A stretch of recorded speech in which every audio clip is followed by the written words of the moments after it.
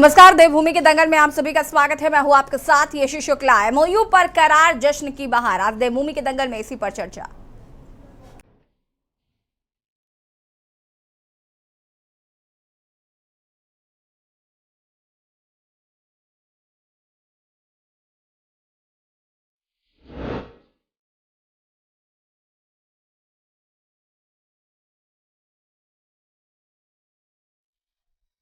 उत्तराखंड में दिसंबर महीने में होने वाली ग्लोबल इन्वेस्टर समिट को सफल बनाने के लिए सीएम पुष्कर सिंह धामी पूरी कोशिश में लगे हुए हैं। राज्य में ज्यादा से ज्यादा निवेश आ सके, इसके लिए धामी प्रयास कर रहे हैं और इसी के तहत उत्तराखंड में निवेश को प्रोत्साहित करने के लिए सीएम पुष्कर सिंह धामी का 5 दिवसीय ब्रिटेन दौरा संपन्न हो गया है। मुख्यमंत्री के वापस उत्तराखंड पहुंचने पर पार्टी कार्यकर्ताओं और पदाधिकारियों ने सीएम धामी का भव्य स्वागत किया। फूलमाला और आतिशबाजियों के साथ करोड़ों रुपए के एमओयू साइन होने की खुशी मनाई गई। आपको बता दें कि मुख्यमंत्री के ब्रिटेन दौरे के दौरान 12,500 करोड़ से अधिक के एमओयू साइन किए गए हैं। वहीं मुख्यमंत्री पुष्कर सिंह धामी ने भव्य स्वागत के लिए सभी कार्यकर्ताओं का आभार व्यक्त करते हुए कहा कि दिसंबर माह में होने वाली ग्लोबल इन्वेस्टर समिट ऐतिहासिक होगी। बड़ी संख्या में निवेशक राज्य में निवेश करेंगे। सरकार को अब तक 20,000 करोड़ के निवेश प्रस्ताव मिले हैं। ज्यादा से ज्यादा निवेश होने से राज्य का विकास होगा, राज्य के युवाओं को रोजगार मिल सकेगा। वहीं कांग्रेस ने सरकार को 2018 में हुए इन्वेस्टर समिट की याद दिलाते हुए कहा कि ये एमओयू 2018 वाले ना हो, जिसमें निवेश कुछ हुआ नहीं है और सरकार जश्न ही मनाती रह गई। इतना ही नहीं, कांग्रेस का कहना है कि अभी जश्न मनाने का समय नहीं है, क्योंकि निवेश अभी धरातल पर नहीं उतरा है और सरकार के 2.5 लाख करोड़ के लक्ष्य के सामने 10% के भी निवेश के प्रस्ताव पर हस्ताक्षर नहीं हुए। आज इसी मुद्दे पर चर्चा। उससे पहले रिपोर्ट।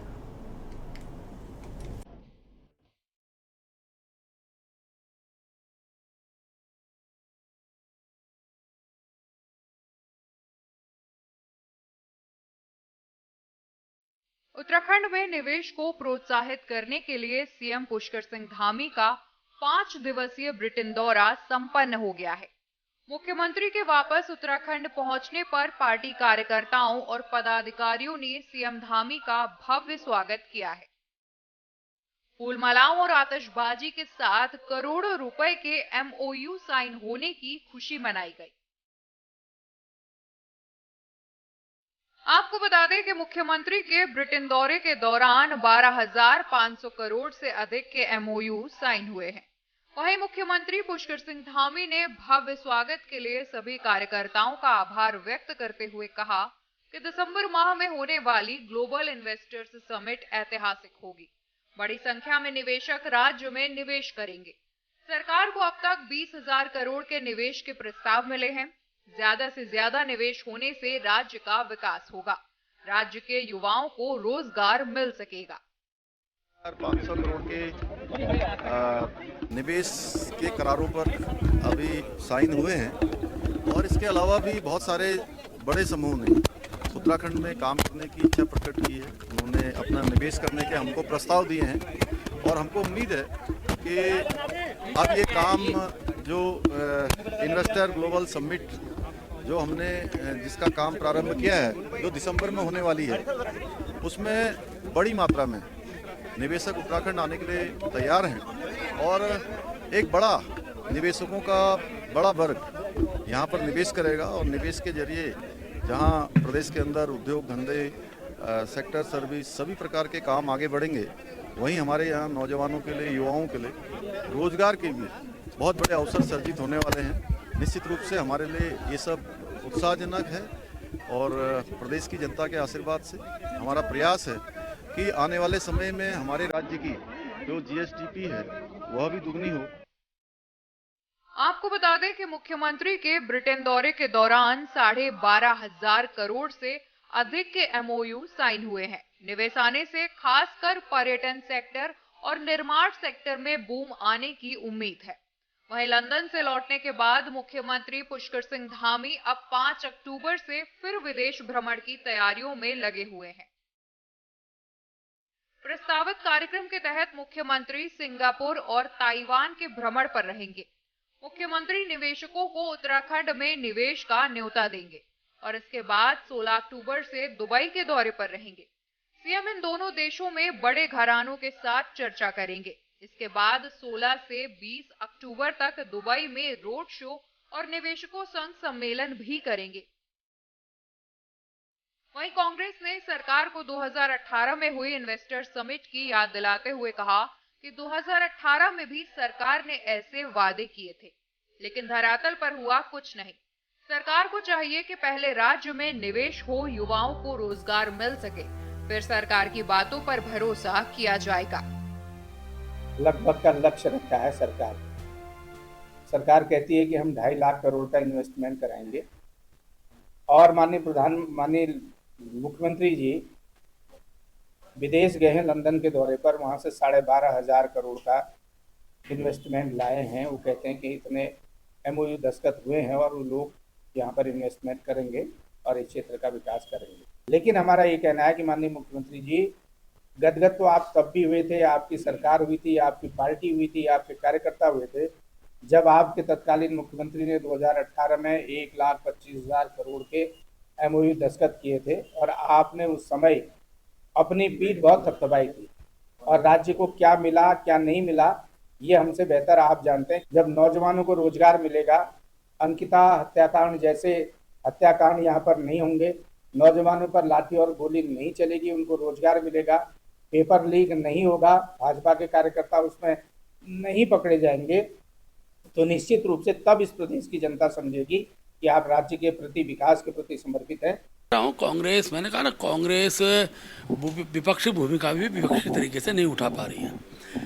अच्छा होता विपक्षी दल, क्योंकि लोकतंत्र में एक व्यवस्था है, और जितना इन्वेस्टमेंट 12,000 करोड़ का इन्वेस्टमेंट, उससे ज़्यादा का इन्वेस्टमेंट की बातचीत होकर आई, कई जगह MOU साइन भी हुए हैं। इसके बाद भी कांग्रेस को जो दिखाई नहीं देता है, इसका मायने क्या है? अब आप राजनीति में भी नेगेटिविटी ढूंढें, लेकिन पॉजिटिव क्या, उसको भी तो जनता के सामने रखें। आखिरकार जो पहल त्रिवेंद्र जी के इस कालखंड में हुई, जो पहल आप पुष्कर सिंह धामी आगे बढ़ा रहे हैं, इसका स्वागत होना चाहिए। कांग्रेस पूरी तरह मुद्दा विहीन है और उन पर कोई विषय बचता नहीं है, इसलिए विरोध के लिए विरोध करना ये उनके नेचर की आदत बन रही है। कुल मिलाकर सीएम धामी राज्य में भारी निवेश आए, इसके लिए प्रयास कर रहे हैं। वहीं ब्रिटेन दौरे के दौरान 12,500 करोड़ से अधिक के MOU साइन होने से पूरी सरकार उत्साहित है, और अब सरकार ने ब्रिटेन के बाद सिंगापुर, ताइवान और दुबई जाने की तैयारी शुरू कर दी है। सवाल ये है कि क्या 12,500 करोड़ से ज्यादा के MOU साइन करने से इन्वेस्टर्स समिट को सफल मान लिया जाए। देखना होगा क्या सरकार का 2.5 लाख करोड़ के निवेश का लक्ष्य पूरा हो पाएगा। Uttarakhand desk report.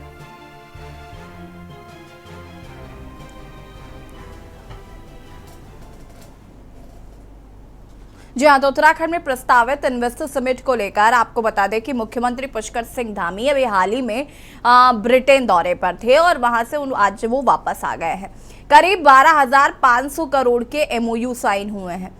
अब ऐसे में विपक्ष सवाल उठा रहा है कि 2018 में जो इन्वेस्टर समिट हुआ था, कहीं ये वही वाले निवेश तो नहीं है। साथ ही साथ ये सवाल भी विपक्षी दल पूछ रहे हैं कि क्या महज 12,500 करोड़ के MOU साइन होने से हम उत्तराखंड का जो इन्वेस्टर समिट है उसे सफल मान लें, और साथ ही साथ धरातल पर जब तक चीजें सामने नहीं आएंगी तब तक इसे कैसे सफल माना जाएगा। विपक्षी दलों का ऐसा मानना है और चर्चा आज हम इसी पर करेंगे। हमारे साथ जुड़ चुके हैं मनोज ध्यानी जी, अर्थशास्त्री हमारे साथ जुड़ चुके हैं, PC थपलियाल जी, वरिष्ठ कैडी नेता हमारे साथ जुड़ चुके हैं, राजेंद्र चौधरी जी, प्रदेश महामंत्री कांग्रेस से हमारे साथ जुड़ चुके हैं। आप सभी का बहुत बहुत स्वागत। और सबसे पहले शुरुआत राजेंद्र जी आपसे ही करेंगे। 12,500 करोड़ रुपए का MOU साइन हो चुका है, जिसका जश्न बीजेपी मना रही है, लेकिन विपक्षी दल खुश नजर नहीं आ रहे हैं, क्यों?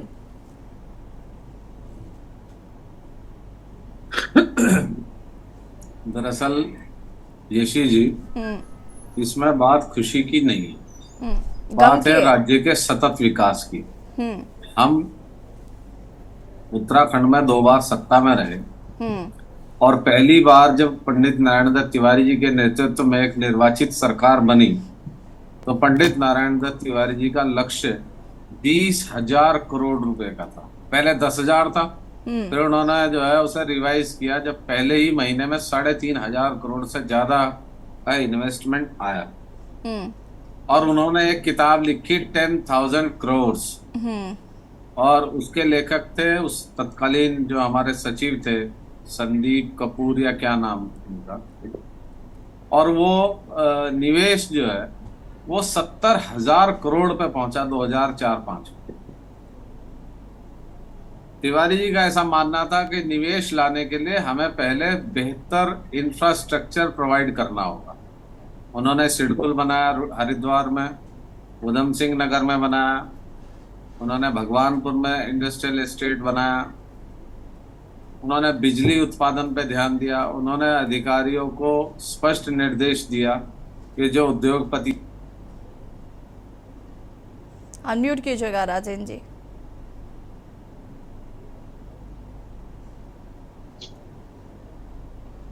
राजेंद्र जी अनम्यूट कीजिए, आपकी आवाज नहीं आ पा रही है। राजेंद्र जी आपकी आवाज नहीं आ पा रही है।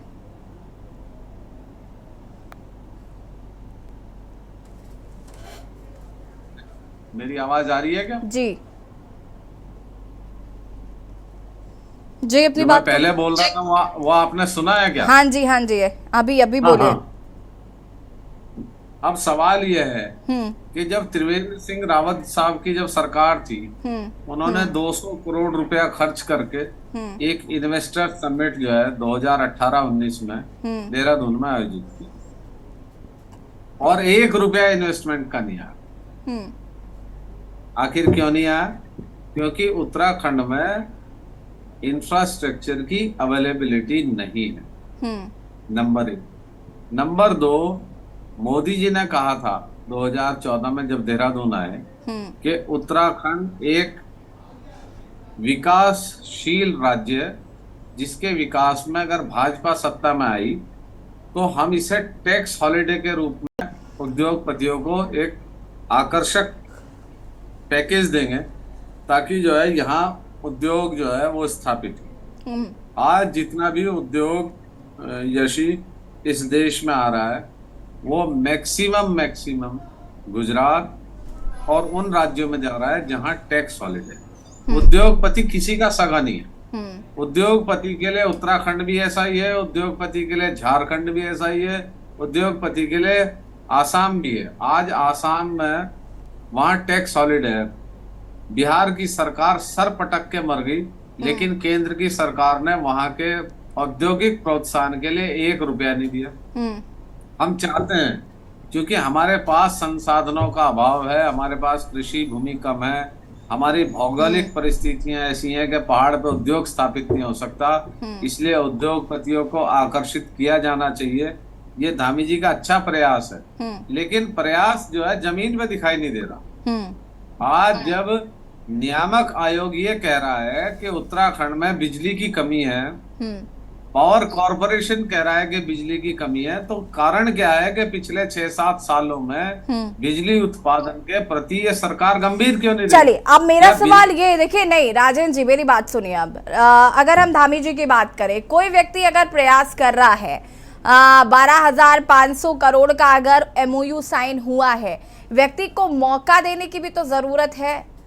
हम हमेशा क्रिटिसाइज क्यों करें? हर वक्त हम क्रिटिसिज्म लेकर अगर बैठे रहेंगे तो क्या नेगेटिविटी के साथ उत्तराखंड का संचालन हो सकता है? नहीं, मैं तो नेगेटिविटी मेरे अंदर है ही नहीं। एक कंपनी है जिसका नाम है पोमा। पोमा कंपनी से 2018 में पहले त्रिवेंद्र सिंह रावत के समय MOU हुआ, जो हमारे यहाँ रोपवे का काम करती है। अब उसी कंपनी का जो है बताया गया राजन जी, लेकिन आपको ये बात स्वीकारनी पड़ेगी कि त्रिवेंद्र सिंह रावत से ज्यादा बेटर कार्यकाल जो है वो धामी जी का है। धामी जी ने अपने निर्णयों को बहुत गंभीरता के साथ रखा है और लिया है, इसमें कोई दो राय नहीं है। आप इस बात से डिनाई नहीं कर सकते, भले ही आप विपक्ष में। और त्रिवेंद्र सरकार में जो हुआ, जरूरी नहीं है कि वो धामी सरकार में हो। हम क्यों एक्सपेक्ट कर रहे हैं कि नहीं वैसा ही होगा? अगर आप उत्तराखंड का हित चाहते हैं तो फिर आप मान के चलिए ना कि नहीं निवेश आएगा। मेरे उत्तराखंड के हित चाहने से नहीं होगा। उत्तराखंड का हित जो है सबसे पहले केंद्र सरकार को सोचना पड़ेगा। अगर केंद्र सरकार चाहे एक ऑर्डिनेंस जारी करे कि उत्तराखंड के में अगर उद्योग स्थापित होगा तो उसे हम सब्सिडी देंगे, उत्तराखंड का विकास हो जाएगा। धामी को धक्के खाने की जरूरत ही नहीं है दुबई और कहीं भी। या ब्रिटेन में, यहीं आएंगे लोग, लाइन लगेगी, लोगों को रोजगार मिलेगा, लेकिन केंद्र सरकार नहीं करना चाह रही। आखिर आप देखो, अब ब्रिटेन जाने की जरूरत क्या थी, दिल्ली जाके काम चल जाता। दिल्ली से नहीं चल मोदी रहा जी मतलब ब्रिटेन जो में। है वो नहीं चाह रहे कि हमारा विकास हो, वो चलिए मोदी जी चाहते हैं राजेंद्र जी, सिर्फ मैं गुजरात। वापस आऊंगी आपके पास, रुकिए जरा। पीसी थपलियाल जी, क्या कुछ कहना चाहते हैं? 12,500 करोड़ रुपए का एमओयू साइन, लेकिन फिर भी विपक्ष को रास्ता नहीं आ रहा है। आना ना आने की से एक हटकर हमें ये देखना पड़ेगा कि जो चीज तिवारी जी ने की थी वो अभी नहीं हो रही है, ये समझना चाहिए। नंबर 2, जो प्रयास त्रिवेंद्र ने किया, त्रिवेंद्र के अंदर ईमानदारी थी, इसलिए वो लोग बेवकूफ नहीं बना पाया लोगों को। ये व्यक्ति सरासर बेवकूफ बना रहा है जनता को। जो चीजें ये कर रहा है लंदन में जाके, एक एक चीज का जब आप विश्लेषण करोगे तो पाओगे कि ये तो मोदी जी से भी बहुत आगे है। ये इतना चतुर लड़का है कि इसने तो टोटली, देखिए आप, अगर थपलियाल जी, एक पहले तो आप इन्वेस्टमेंट डिबेट्स में आके कहते थे कि धामी जी से बड़ी उम्मीदें हैं, त्रिवेंद्र सरकार ने कुछ नहीं किया, त्रिवेंद्र रावत की आपने बहुत बुराई करी है, और आज आप धामी जी की बुराई कर रहे हैं। देखिए, तो ऐसा क्या परिवर्तन हो गया अभी हाल फिलहाल में? नहीं मैडम, देखिए आज मैं केवल कह दीजिए ना। नहीं थपलियाल जी, आपने कभी नहीं माना कि धामी जी जो है वो बेहतर काम कर रहे हैं, युवा मुख्यमंत्री हैं, और आगे आपको काफी आशाएं उम्मीदें भी थी? कह दीजिए, आपने नहीं कहा कभी। टॉपिक में बोलने ही दे रहे हैं, बोलिए। फिर तो बेकार, मतलब मैं टॉपिक पे हूं। अब मैं ये जानता हूं कि त्रिवेंद्र रावत ने शराब की फैक्ट्री देवप्रयाग में खोली, वो उसका हम विरोध किया, और वो कुछ सक्सेसफुल मुख्यमंत्री नहीं रहा, इसलिए बदला।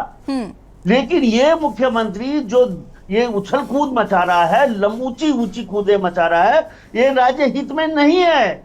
मैं देखो, इन्होंने अभी आप एक एक चीज देखोगे कि इन्होंने डेवलपिंग स्कीइंग रिजॉर्ट के लिए 2100 करोड़ का ये वो करके आ रखा है। अब क्या स्कीइंग रिजॉर्ट की जो हम उसमें इन्वॉल्व हैं, औली के स्लोप हमने डेवलप किए हैं, और हमने वहां पे जो आर्टिफिशियल स्नो की मशीनें हैं वो लगाई हैं, और ये बंदा उसको ठीक नहीं कर पा रहा है, और वहां जाके बोल रहा है मैंने 2100 करोड़ का वो कर दी। वहां पे हंसी आ रही है हमें। दूसरा, आप ये देखिए कि उत्तराखंड को केबल कार चाहिए, इस गरीब राज्य को केबल कार हम अपने सिर पे मारेंगे, ये उसका भी 3000 करोड़ का वो करके आ रखा है। पोमा कंपनी, मैं पहले भी आपको इसी चैनल में बोला कि 30 साल पहले पोमा हमारे आगे पीछे घूमती थी औली में। औली की जो पूरी रोपवे है, बहुत प्रतिष्ठित रोपवे है, और एक अधिकारी ने लगा दिया, और ये नाच रहा पोमा को, पोमा 2000 पोमा। वहां पे हमें हंसी आ रही है। अगर कोई आदमी, मैं अगर अपना बिल्डिंग बना रहा हूं और मैं अपने बिल्डिंग मटेरियल के लिए ठेकेदार के पास चले जाऊं कि वो वहां मेरे ईंटें देगा, तो मेरे घर वाले हंसी उड़ाएंगे। आज जब ट्रक खड़े रहते हैं आईएसबीटी पे, तो तमाम ट्रकों में हम देखते हैं कि किस ट्रक में अंदर अच्छी ईंटें हैं। आप ये देखिए, जब तिवारी जी ने बैठे बैठे इतना इन्वेस्टर यहां बुला दिए, 100 करोड़ इन्वेस्टमेंट में हमें 500 लोगों को रोजगार मिलता था, जो तिवारी जी लाए। और वो जो ये ला रहा है, ये जो बोल रहा है कि मैं 2000 करोड़ का पोमा, ये पोमा विल वर्क फॉर अडानी की 6 जो ट्रॉलियों का ठेका पहले ही दे चुका है। आप अगर इस चीज को समझेंगे, लोग 6 रोपवे का ठेका अडानी जी को मिल गया। मैं टीवी चैनल में ऑथेंटिक बोल रहा हूं, जो देहरादून से मसूरी जो रोपवे जा रही है वो अडानी के नाम पे है, और उस पे काम करना है पोमा ने, और उस पोमा से बात करने के लिए इंग्लैंड जाके उछल रहा है। हमारे उत्तराखंड की देवतुल्य जनता को बेवकूफ बना रहा है, इसलिए हमें चिंता है। हमें तो बड़ी आशा थी, हमने सोचा ये कुछ ऐसी कंपनियां लाएगा जो इस देश में नहीं है। अरे इस देश में नहीं, ये तो तुम उत्तराखंड के जो आप मैडम कैंपटी में जाओ, कैंपटी में रामशरण नौटियाल जो भाजपा का बड़ा नेता है, उसने ट्रॉली स्वयं में लगवाई।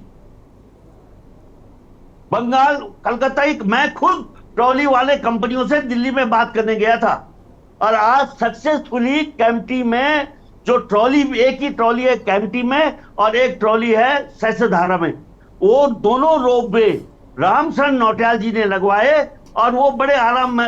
जब मैं नेताओं को बोलता हूं कि भाई तुमको क्यों नहीं दिया जा रहा है, तो उस चीज को मैं टीवी चैनल में नहीं बता सकता, क्योंकि ये लोग अपने लोगों को देना नहीं चाहता। इंग्लैंड जा रहा है, बाप रे बाप। उत्तराखंड नहीं, अभागा राज्य है उत्तराखंड, जिसमें ऐसे लोग हो गए जो इस उत्तराखंड की देवभूमि को वहां इंग्लैंड में जाके बेच रहे हैं। हिमाचल देखिए, कश्मीर देखिए, नॉर्थ ईस्ट देखिए, कोई जा रहा है, वापस कोई जा रहा है। थपलियाल जी, मैं वापस आती हूँ, ठीक है, इस पर आगे विस्तार से चर्चा करते हैं। मैं तो बहुत डिटेल में एक डील को बता सकता हूँ जो ये इंग्लैंड में करके आया है। चलिए, इसलिए मेरे को क्रोध है। और उसके बाद तुम यहाँ पे ढोल और क्या स्वागत करा रहे हो? तुमने हजारों करोड़ों रुपए इस गरीब राज्य के कट्टे में डाल दिए। चलिए, दिल दुख रहा होगा हमारा। मैं वापस आऊंगी। मनोज ध्यानी जी, देखिए विपक्ष आक्रामक है, पीसी थपलियाल जी ज्यादा आक्रामक हैं। अगर उनकी बात की जाए तो उन्होंने बड़ी सारी बातें डील्स को लेकर भी कही। कितना सहमत है आप पीसी थपलियाल जी की बातों से और कितना सहमत है विपक्ष की बातों से? देखिए, किसी भी राज्य में खासकर उत्तराखंड की जब बात करते हैं तो हमारे को हिमालयन इकोनॉमी पे केंद्रित होकर बात करनी चाहिए। उत्तराखंड राज्य के निर्माण के दौर से जो चीजें सामने आई हैं उसमें मैं एक बात लगातार जब आर्थिकी का विमर्श होता है तो ये बात करता हूँ कि ऐसा क्यों होता है कि जो उत्तराखंड का बजट है वो उस बजट का जो मैक्सिमम हिस्सा है वो खर्च होता है जनवरी, फरवरी, मार्च में, और उसमें भी मार्च में। मैं एक आंकड़ा आपके माध्यम से आपके दर्शकों को बताना चाहूंगा कि जो अर्बन डेवलपमेंट मिनिस्ट्री है उत्तराखंड की, उसका 82.77% जो एक्सपेंडिचर हुआ है, खर्चा हुआ, वो सिर्फ मार्च के महीने में हुआ। अगर इंफॉर्मेशन एंड पब्लिसिटी डिपार्टमेंट का अगर खर्चे की बात करें तो उसके ओवरऑल खर्चे का 57.19% खर्चा हुआ मार्च के महीने में। अगर अब उत्तराखंड के अंदर जो क्लैमिटीज आती हैं वो क्लैमिटीज आती हैं मैक्सिमम बरसात के महीनों में आती हैं, यानी जून से लेकर सितंबर तक आप कह सकते हैं, अगस्त सितंबर तक। और जो नेचुरल क्लैमिटीज का भी जो खर्चा है वो मैक्सिमम मार्च में आप देखेंगे कि 72% से ऊपर जो खर्चा है सिर्फ मार्च में होता है। जबकि क्लैमिटी आई हुई है जो जून से लेकर जो अगस्त तक, जिस समय बरसात बड़ी भयावह रूप में रहती है, उसमें होता है। आखिर खेल क्या चल रहा है, इसको समझने की आवश्यकता है। जितना मैं समझता हूँ उत्तराखंड का बजट का अगर हम देखें तो डेफिसिट जो उसकी फाइनेंसिंग और जो बजट को पूरा करने के लिए जो राज्य जो कर्जा लेता रहा, आज 74,000 करोड़ से ऊपर कर्जा हो गया। 2016-17 में ये करीब 48,000 करोड़ के आसपास था। तो प्रदेश में जो स्थिति है वो गड़बड़ा रही है। तो क्या कारण है कि हमारे जो बजटीय प्रावधान है, बजटीय प्रावधानों का सही ढंग से, और मैं जो ये बात कह रहा था खर्चे की, ये कैग की रिपोर्ट के अनुसार कह रहा था, ये उसमें मतलब मैंने ऐसा नहीं है कि कोई कहीं और से उठा के बात की हो। तो मैं एक बात और कहना चाहता हूं कि ये आवश्यक है कि फंड चाहिए हमारे को, राज्य में निवेश करने की आवश्यकता है। राज्य में निवेश की जो क्षमता है उसको समझने की आवश्यकता है। मैं आपको एक उदाहरण देना चाहूंगा। मनोज जी, मुझे आपसे जवाब चाहिए था। ये जो अभी राजेंद्र जी इस बात को कह रहे थे, मैं उसका जवाब आपसे लूंगी। आप हमारे साथ बने रहिए, चर्चा को आगे बढ़ाएंगे। रुके एक छोटे से ब्रेक के लिए, जल्द हाजिर होते हैं। आप देख रहे हैं के न्यूज, खबरों का सारथी।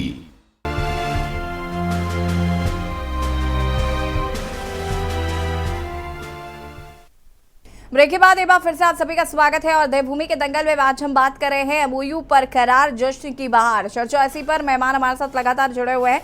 मनोज जी, अभी यहाँ पर थपलियाल जी, आप राजेंद्र जी इस बात को कह रहे थे कि दिल्ली ही चले जाते, ब्रिटेन जाने की क्या जरूरत थी, केंद्र मदद कर सकता है लेकिन केंद्र मदद नहीं करना चाहता है। इसे मैं जरा आपसे समझना चाहूंगी बहुत कम शब्दों में।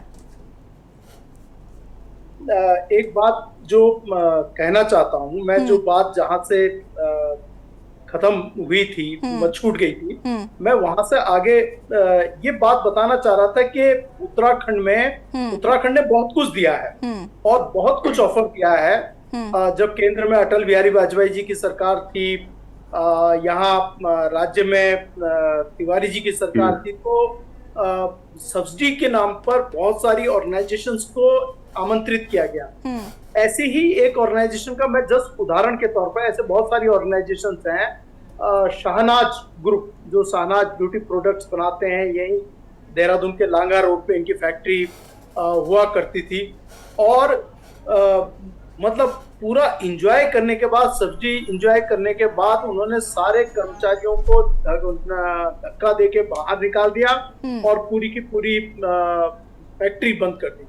और उस एसेट के, जो एसेट जहां पे बना हुआ है, वो एसेट पे काबिज होके बैठे हुए हैं। ऐसे आपको सैकड़ों ऑर्गेनाइजेशंस मिलेंगी, इंडस्ट्रियल यूनिट्स मिलेंगी, ऐसी बिजनेस एंसिलरी यूनिट्स मिलेंगी जिन्होंने सब्सिडी के नाम पे प्लॉट्स लिए, सब्सिडी को एंजॉय किया, रन अवे हुए और आज उस एसेट के ऊपर भी बैठे हुए हैं। सरकार ने उसको ये भी नहीं कि सरकार में अधिकृत हो गई हो, वो किसी तरीके से वो किसी और काम पे आ रही हो। तो कुल मिला के उत्तराखंड में जो इकोनॉमिक्स का जिस तरीके से परिचालन हो रहा है, वो पूरा ठीक ठाक नहीं है। और मैं आपको एक चीज जो सबसे इम्पोर्टेंट फैक्टर है, मैं बीच में कुछ इंडस्ट्रीज के पास गया था, हरिद्वार में, रुद्रकुंड में और सिलाकुई क्षेत्र में, और मैं उनसे ये रिक्वेस्ट कर रहा था कि आप जो मीडियम स्केल जो इंडस्ट्रीज हैं, इन यूनिट्स को आप पहाड़ों में क्यों नहीं इस्टेब्लिश करते, चाहे वो इलेक्ट्रिसिटी से रिलेटेड हो या मेडिकल प्रोडक्ट्स बनाती हो। तो उन्होंने एक बहुत अच्छी बात कही। उन्होंने कहा कि हमारे को जो एसोसिएटेड, जैसे मान लीजिए मेडिकल का है या इलेक्ट्रिसिटी का है, उसकी पैकेजिंग मटेरियल, पैकेजिंग के प्रिंटिंग मटेरियल्स, उसके साथ से कैप्सूल्स में अगर वो दवा बना रहे हैं लेकिन कैप्सूल जिसमें भरा जाएगा उसके वो कैप्सूल के कैप्स कहीं और बनते हैं, तो ये सारी प्रोसेस जो साइड में जो यूनिट्स लगती है, उसके कारण एक पूरी इंडस्ट्री प्रोपगेट होती है। तो इस खामी के कारण और साथ में स्किल्ड और अनस्किल्ड लेबर की जो अनअवेलेबिलिटी रहती है, उसके साथ साथ में बिजली का एक बहुत बड़ा और इंफ्रास्ट्रक्चर का एक बहुत बड़ा हाथ रहता है, वो सारा का सारा पहाड़ों में आप देखेंगे उत्तराखंड में कहीं अवेलेबल नहीं है। तो जब इस तरीके के इन्वेस्टमेंट्स वगैरह आते हैं तो उसमें उत्तराखंड के जो एक बहुत बड़ी जनसंख्या है, जो बहुत बड़ा क्षेत्र है, जो 9 पर्वतीय जनपद हैं, उसमें कितना लाभ लोगों को मिल पाता है और मैदानी क्षेत्रों में कितना लाभ मिल पाता है, उसके ऊपर आकलन किया जाना चाहिए। और उसके आधार पर एक बैलेंस्ड अप्रोच जो है एंसिलरी यूनिट्स को एस्टेब्लिश करने वाली होनी चाहिए। सिर्फ हम ये कह दें कि हाँ, हमारे को किसी ने कह दिया कि हम 12,000 करोड़ या 20,000 करोड़ रुपया इन्वेस्टमेंट कर देंगे, उससे कुछ रोजगार सृजित होने वाला है। मुझे लगता है उससे ज्यादा तो हमारे जो कुंभ का जो मेला जो अनादिकाल से चल रहा है, या बद्रीनाथ जी के, अगर हम केदारनाथ जी के तत्वों को बचा लें और उन्हीं को चलाते रहें और उसी को सिस्टमेटिक ढंग से ऑर्गेनाइज फॉर्म में करें अपने ताकत के बलबूते पे, तो हमारी इकोनॉमी वैसे भी बहुत अच्छी सस्टेन कर सकती है। ठीक है मनोज जी, मैं वापस आऊंगी। कुछ मेहमान और भी हमारे साथ जुड़ चुके हैं। हेमा भंडारी जी आम आदमी पार्टी की प्रवक्ता जुड़ चुकी हैं, कुंवर जपेंद्र जी हमारे साथ जुड़ चुके हैं, भारतीय जनता पार्टी के प्रवक्ता हैं। आप दोनों का बहुत बहुत स्वागत है। हेमा भंडारी जी, क्या कुछ कहना चाहेंगी? 12,500 करोड़ रुपए का निवेश होगा, एमओयू साइन हो चुका है, लेकिन विपक्ष लगातार इसको लेकर सवाल उठा रहा है। देखिए, बाकी सबने अपनी अपनी प्रतिक्रिया दे दी है, आपके कहना चाहती है इस मामले में, उसके बाद में जपेंद्र जी आपके पास आते हो। देखिए यशी जी, हम भी खुशियां मनाएंगे, क्यों नहीं मनाएंगे। जब धरातल पर उतरेगा, काम धरातल पर होगा तो खुशियां तो सभी मनाएंगे। युवाओं को रोजगार मिलेगा। अब वो है ना कि कब नौमन तेल होगा और कब राधा नाचेगी।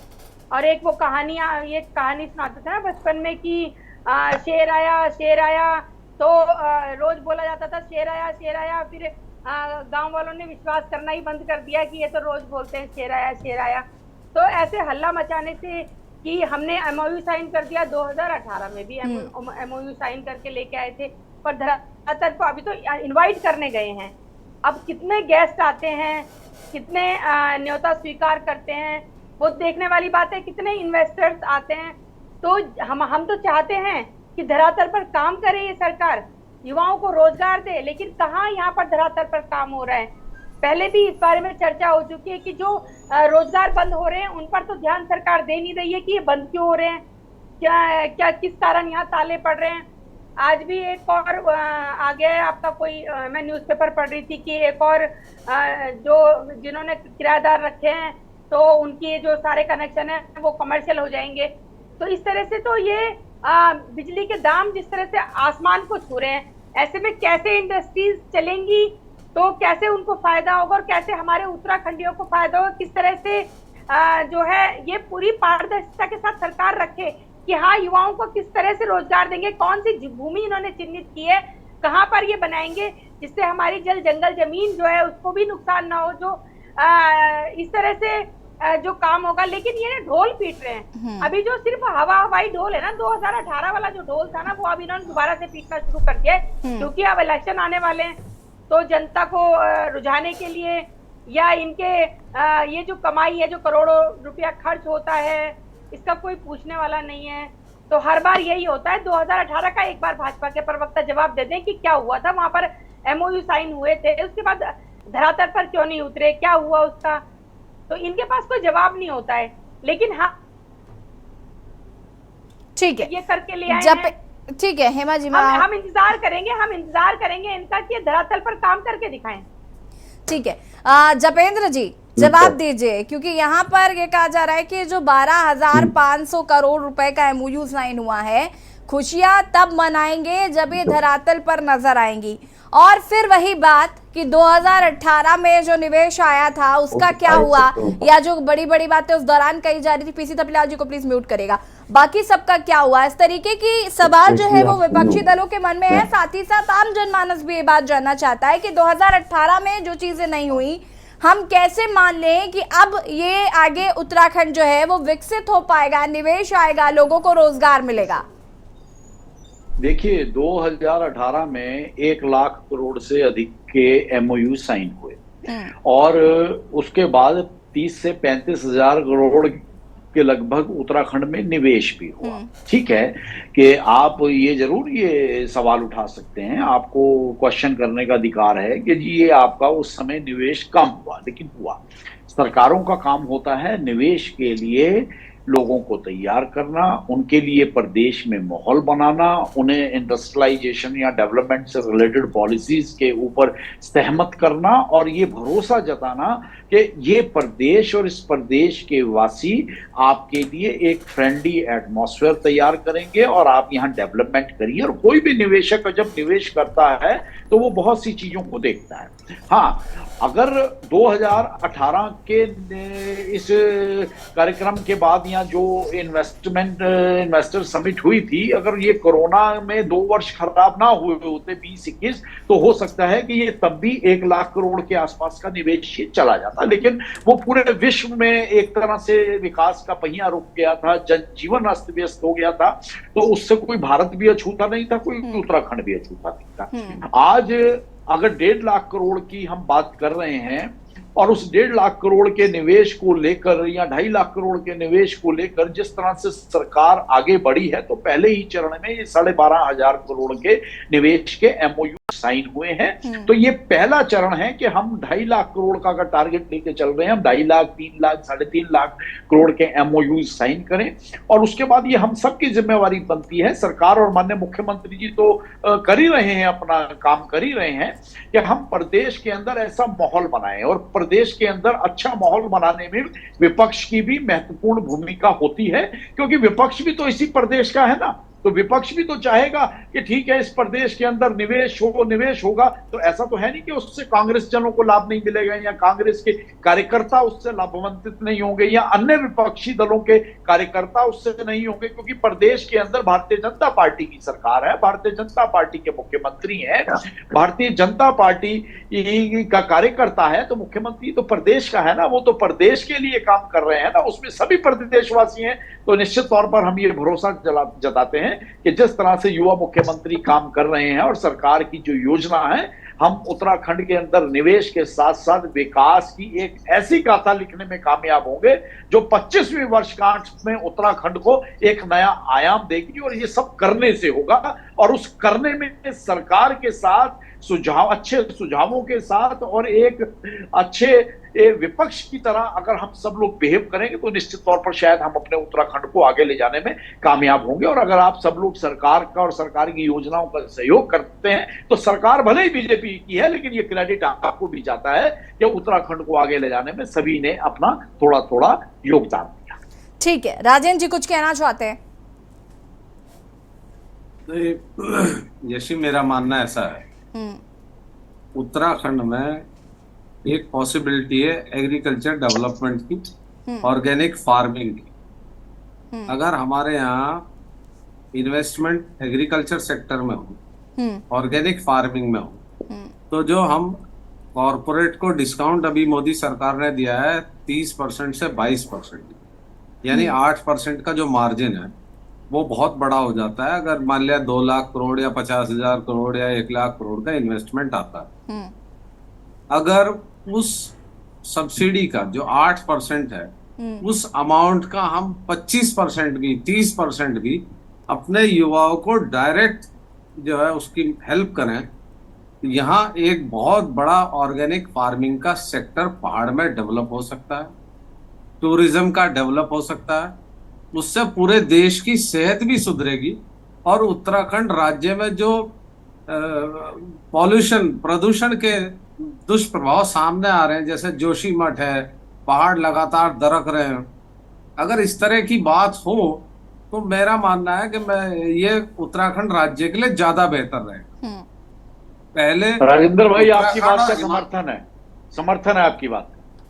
जी, उत्तराखंड में से पहले यशी लगभग सारे उत्तर भारत में पहाड़ी आलू जाता था, आजकल वो खत्म सा हो गया।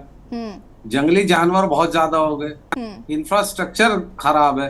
अगर इन चीजों पे हमारी सरकार फोकस करती पिछले 6-7 साल में, तो शायद हमारे यहाँ जो ऑर्गेनिक फार्मिंग है, जो इस समय दुनिया का सबसे बड़ा सेक्टर है, क्योंकि ऑर्गेनिक प्रोडक्ट्स की जो डिमांड है, हिंदुस्तान में 140 करोड़ की जनता जो लगभग 30% ऑफ द होल पॉपुलेशन बैठती है, 25 से 30%। उसके अलावा हम एक्सपोर्ट भी कर सकते हैं। तो हमारे यहाँ पोटेंशियल थी, उस क्षेत्र में काम ही नहीं किया गया। पिछले जो कृषि मंत्री थे उनियाल साहब, उन्होंने इस क्षेत्र में जितने 2 कदम आगे बढ़े थे, आज की तारीख में हम 10 कदम पीछे चले गए। अगर इस तरह का छोटा छोटा इन्वेस्टमेंट देके हम अपने युवाओं को रोजगार भी दें, उनकी आमदनी भी हो और राज्य का और देश की सेहत का भी विकास हो, आई थिंक वो ज्यादा बेटर है। अभी जैसे हमारी बहन हेमा भंडारी जी कह रही थी, ध्यानी जी ने और थपलियाल जी ने बहुत अच्छी बात की कि अगर इन्वेस्टमेंट सपोज किसी कंपनी ने 1000 करोड़ का किया वो ट्रॉली व्रॉली चलाने में, उसमें वो रोजगार कितने लोगों को दे पा रहे हैं? मान लिया उन्होंने 1500 करोड़ में 6 ट्रॉली चलाई, तो उसमें रोजगार दिया उन्होंने 50 लोगों को या 100 लोगों को, और अपना जो उन्होंने कॉरपोरेट लाभ लिया वो 4000, 5000, 6000 लोगों को सुविधाएं रोजगार के माध्यम से देने के सापेक्ष उठा लिया, कंपैरेटिवली उठा लिया। तो वो तो नेशनल लॉस है, राज्य का तो है ही, वो नेशनल लॉस है। क्योंकि हमारा जो एक क्राइटेरिया है कि 100 करोड़ पे 500 से 750 लोगों को रोजगार मिलना चाहिए। अगर उस क्राइटेरिया को कोई इंडस्ट्रियलिस्ट पूरा नहीं कर रहा है, तो इसका मतलब हमारे जो नीति निर्धारक हैं, जो हमारी सरकार में लोग बैठे हैं, उनका विजन और विजुअल कम है। चलिए ठीक है, क्योंकि पीसी अल्टीमेटली थपलियाल जी, यशी एक मिनट, उत्तराखंड के सामने सबसे बड़ा जो सवाल है पहाड़ से पलायन को रोकना है, वो हमारे यहाँ सबसे बड़ा सवाल है। बिल्कुल। और उसके लिए अगर केंद्र सरकार चाहे तो वही मदद कर दे, इधर ब्रिटेन और कहीं आने जाने की ज्यादा ठीक है, तेल खर्च करने की जरूरत जी, राजेंद्र जी आपकी बात को काट रहे हैं। ये कोई ब्रिटेन सरकार से नहीं मदद ली गई, ये जो हमारे एनआरआईज हैं, देखिए पूरी दुनिया के अंदर एनआरआईज का एक बहुत अच्छा एक स्कोप नजर आता है और प्रत्येक देश अपने देश के एनआरआईज की इन्वेस्टमेंट पे निश्चित तौर पर उन्हें भरोसा दिलाने का प्रयास करता है कि आप अपने देश में, अपने राज्यों में जहां भी डेवलपमेंट है वहां आप इन्वेस्टमेंट करिए। 2016 की जो नोटबंदी हुई ना, उससे जो हमारा एमएसएमई सेक्टर था, मीडियम स्मॉल जो एंटरप्राइजेस थे, वो लगभग 60% तक खत्म हो गए। आपकी जानकारी के लिए, शायद आपकी जानकारी में ना हो, केंद्र सरकार द्वारा और नियत सही होती तो हमारा जो एमएसई सेक्टर है, जो हमारे देश की रीढ़ थी, राजन जी रुकेगा जरा। आज की डेट में एमएसएमई सेक्टर्स को आप देखिए कितनी कॉलें आती हैं। जपेंद्र जी करने के लिए, फाइनेंस मुहैया कराने के लिए जपेंद्र जी रुकेंगे जरा, राजनीतिक किए हुए। जपेंद्र जी रुकिए जरा, वापस आऊंगी मैं आपके पास। पीसी थपलियाल जाए,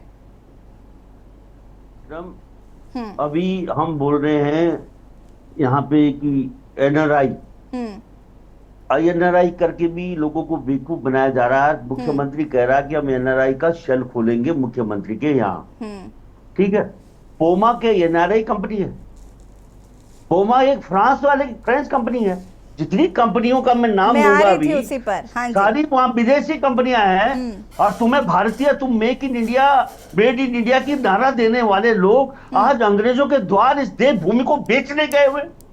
आप दुख होता है कि आप ऐसा लगता है कि हम किसी काबिल नहीं, किसी काबिल। ये जो मुंशियारी का जो बोल रहे हैं श्लोक, उस श्लोक को हमने ढूंढा। वो मुख्यमंत्री को बोलोगे कि कहां पे, उसको नहीं मालूम, नाम सुना है। मुख्यमंत्री जी जब आए देहरादून में और जो शब्द बोले, एक भी शब्द ऐसा नहीं था, वो सर्विस सेक्टर भी नहीं बोल पाया। सेक्टर आपने देखा होगा, sector service, he used the word sector service.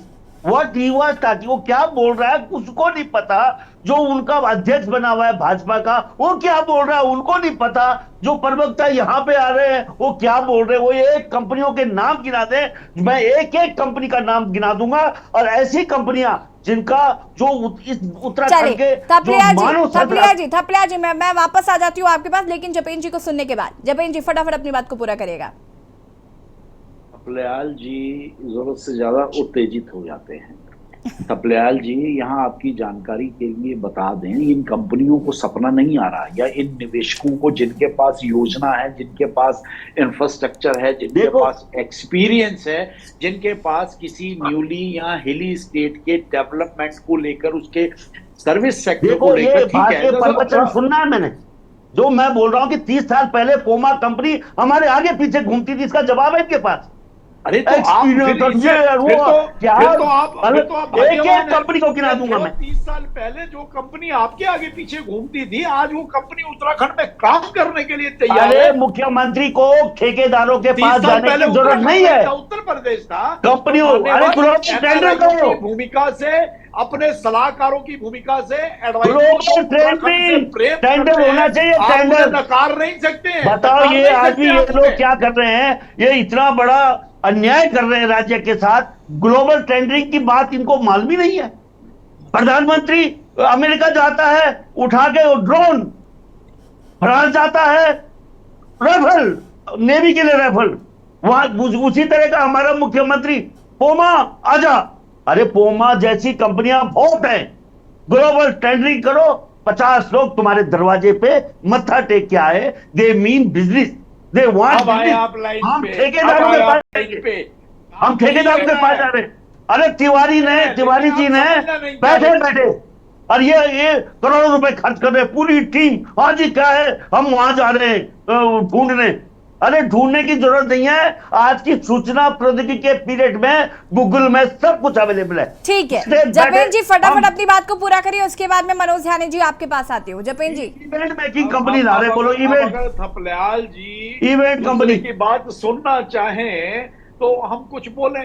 हमें तो ऐसा लगता है कि जब थपलियाल जी विपरीत दिशा की तरफ बढ़ना शुरू करते हैं तो इन्हें पॉजिटिव करना बहुत ही मुश्किल काम हो जाता है। तो थपलियाल जी देखिए, आप समझिए कि हमने आपकी रग पकड़ ली। देखिए, हमारा आपसे निवेदन है, आप हमारे बड़े भाई हैं, सम्मानीय हैं।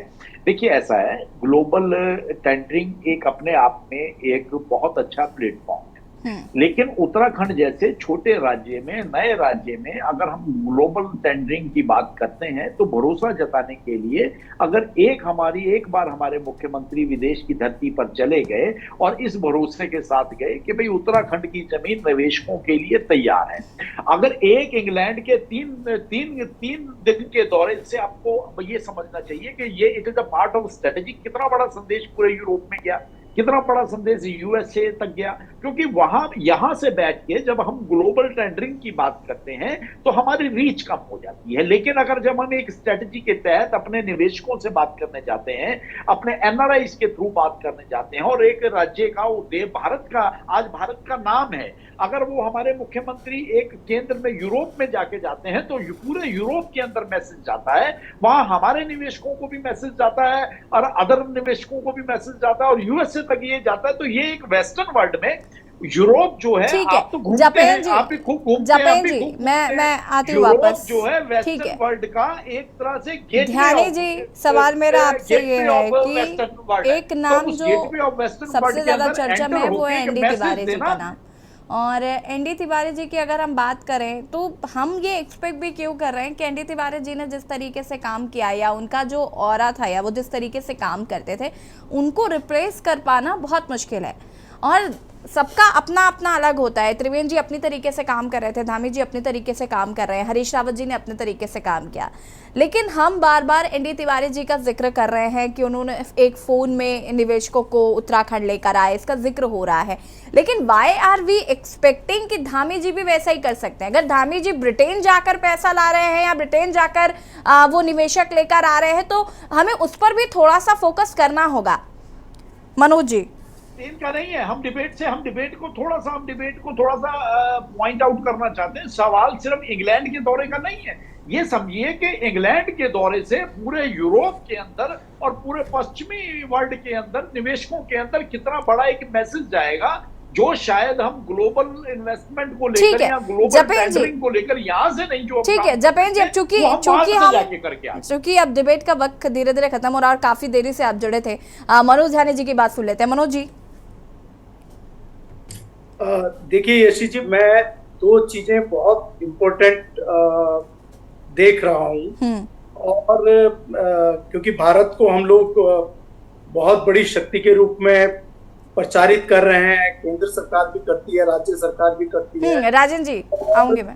बहुत बड़े बड़े दावे होते हैं कि हम वैश्विक शक्ति बन रहे हैं और आर्थिक शक्ति बन चुके हैं। तो आज भारत को जब भारत किस स्थिति में है, हमें पैसे की जरूरत है या हमें तकनीक की जरूरत है, हमें ये इस बात पे विचार करना चाहिए। मुझे लगता है कि भारत के भीतर वो क्षमताएं हैं कि जहां पैसा भी है और तकनीक भी है। हमारे IITians हैं, हमारे इंजीनियरिंग इंस्टीट्यूट्स हैं, हमारे बहुत सारे इनोवेशन सेंटर्स हैं, स्टार्टअप्स लेने वाले जो उद्योगपति हैं वो हैं।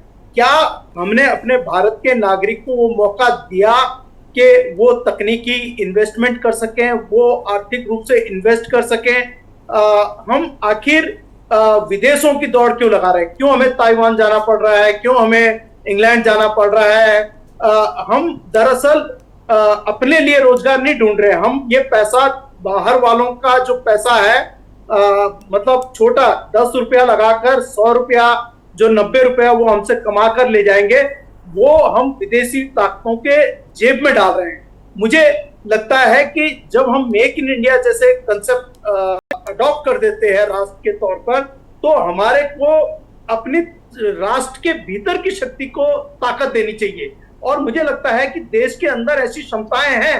और अगर नहीं है तब आप दौड़ कर जाएंगे। आज भारत उस स्थिति में नहीं है कि भूखा भारत होगा और खाने के लिए, राशन के लिए वो अमेरिका के दरवाजे पे गुहार लगाने जाएगा। आज भारत के भीतर जो क्षमताएं हैं उसका प्रयोग करने में मुझे लगता है ये सरकार, ये जो सरकार भी बाहर जा रही है, खासकर तब जब हम चंद्रमा पर बड़े गर्व के साथ कह रहे हो कि हम पूरे विश्व में सबसे पहली शक्ति बने हैं जो दक्षिणी ध्रुव पर खड़े हुए हैं। हाँ। तो हमें भारत को क्या समझते हैं? ठीक है, हम मनोज जी नहीं है, ये कटोरा लेकर जाने की आवश्यकता है ही नहीं, मेरा ऐसा मानना है। हाँ जी, राजन जी बहुत कम शब्दों में अपनी बात को पूरा करेगा, बहुत कम शब्दों में। मेरा कहना यह था कि अगर केंद्र सरकार उत्तराखंड राज्य को टैक्स हॉलिडे का बेनिफिट दे, नंबर 1।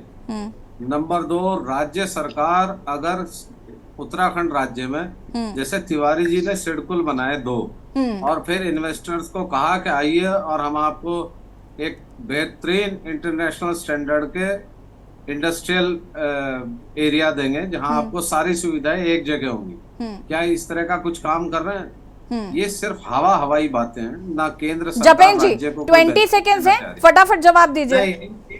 नहीं राजेन जी, हमारे राजेन जी आपसे हवाई कंपनियों को कहां से प्रोवाइड कराएंगे? राजेन जी समझिए, हमारे पास अब बिल्कुल वक्त नहीं है। जपेन जी फटाफट अपनी बात को पूरा करेगा।